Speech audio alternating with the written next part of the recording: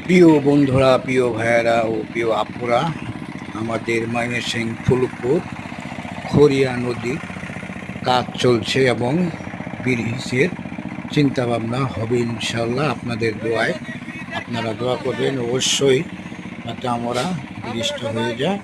সবার প্রতি আমার আন্তরিক ভালোবাসা রইল এবং সবার পাশে আছি এবং থাকবো। সুন্দর পরিবেশ যাতে আমরা চলতে পারি, তার জন্য আপনাদেরকে অসংখ্য ধন্যবাদ।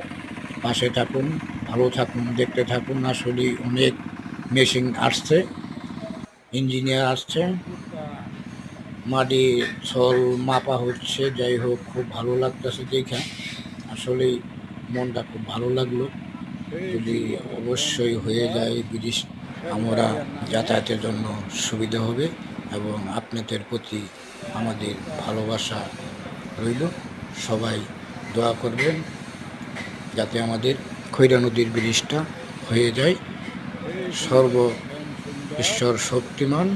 সবাই ভালো থাকুন, সুস্থ থাকুন, পাশে